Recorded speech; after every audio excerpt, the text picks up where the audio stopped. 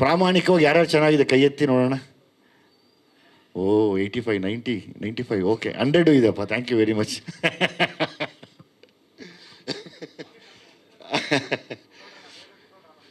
ನಿಮ್ಗೆ ಹಾಗೆ ತಿಳಿದಿರಂಗೆ ನಾನು ಸಲಗ, ಭೀಮಾ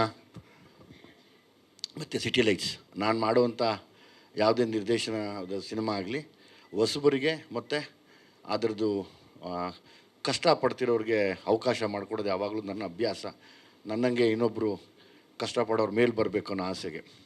ಸೊ ಹಂಗಾಗಿ ಈ ಸರ್ತಿ ನಾನು ಸಲಗ ಮಾಡಿದಾಗ ಯಲ್ಲಾಪುರದಿಂದ ಸಾಂಗ್ಸ್, ಅಲ್ಲಿಂದ ಟ್ರೈಬಲ್ ಸಾಂಗ್ ತೊಗೊಂಬಂದಿದ್ದೆ.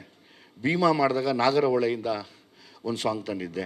ಈ ಸರ್ತಿ ಏನು ಸಾಂಗ್ ಮಾಡಬೇಕು, ಯಾವ ಥರದ್ದು ಏನೋ ಹೊಸದೊಂದು ಸಾಂಗ್ ಕ್ರ್ಯಾಕ್ ಮಾಡಬೇಕಲ್ಲ ಅನ್ನಿಸಿದಾಗ ನನಗನ್ಸಿದ್ದು ನಮ್ಮ ತಾಲೂಕಿನ ಪ್ರತಿಭೆ, ನಮ್ಮ ತಾಲೂಕಲ್ಲೇ ನಾವು ಬೆಳೆದು ಬಂದಂಥ ಸುತ್ತಮುತ್ತ ಊರುಗಳಲ್ಲಿ ಆಡುವಂಥ ಒಂದು ಭಾಷೆ, ಈ ಭಾಷೆನ ತುಂಬ ಸರಾಗವಾಗಿ ಮಾತಾಡುವಂಥ ಒಂದು ಯುವ ಪ್ರತಿಭೆ ನಮ್ಮ ಅಂಕಿತ್ ಭಾವ ಅಂತ ಹೆಸರಿಟ್ಟಿದ್ದೀನಿ ನಾನು ಅವ್ರಿಗೆ. ಬಾ.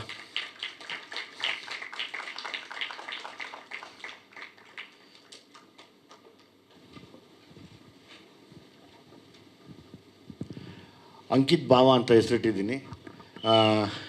ತುಂಬ ನಮ್ಮ ಆನೇಕಲ್ಲಲ್ಲಿ 2 ಪ್ರತಿಭೆ, ಒಂದು ರಾಹುಲ್ ಡಿಟ್ಟೋ, ಅದಾದಮೇಲೆ ನಮ್ಮ ಅಂಕಿತ್ ಭಾವ 2ನೇ ಪ್ರತಿಭೆ ಇವತ್ತು ಹೊಸದಾಗಿ ಹೊರಗಡೆ ಬರ್ತಾಯಿದೆ.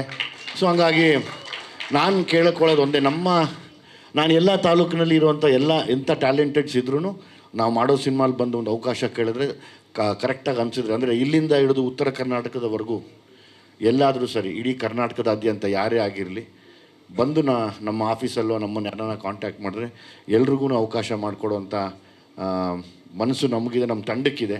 ಅಥವಾ ಯಾರೋ ತಿಳಿಸ್ತಾರೆ ಕೂಡ ನಮಗೆ, ಅದನ್ನು ನಾವು ವಾಡಿಕೆ ಥರ ನಡೆಸ್ಕೊಂಡು ಹೋಗ್ತಾ ಇರ್ತೀವಿ. ಸೊ ಹಂಗಾಗಿ ಇಲ್ಲಿರೋರ್ಗೆ ಮಾತ್ರ ಅವಕಾಶ ಕೊಡ್ತಾರೆ, ಹೊರಗಡೆ ಇರೋರು ಕೊಡಲ್ವ ಅನ್ನೋ ಮಾತು ಕೂಡ ಯಾರು ಆಡ್ಕೊಳ್ಳೋದು ಬೇಡ. ಯಾರೇ ಇರಲಿ ಬರ್ಬೋದು ಟ್ಯಾಲೆಂಟೆಡ್ಸ್ ಇಲ್ಲಿ. ನನಗೆ ಅಂಕಿತ್ತು ಹೊಸದೊಂದು ಚಾಲೆಂಜ್ ಅನಿಸಿದ್ದು ಸೌಂಡು. ಮತ್ತು ನಾನು ಚರಣ್ ಎಲ್ಲ ಕೂತಾಗ ಅಂಕಿತ್ ಹತ್ರ ಮಾತಾಡ್ತಾ ಇದ್ವಿ. ಅಂಕಿತ್, ನಿನಗೆ ಈ ಸಿನಿಮಾ ಬಗ್ಗೆ ಏನು ಅನ್ನಿಸ್ತು, ಈ ಸೌಂಡ್ ಬಗ್ಗೆ ಏನು ಅನ್ನಿಸ್ತು, ನೀನು ಮಾತಾಡೀಗ.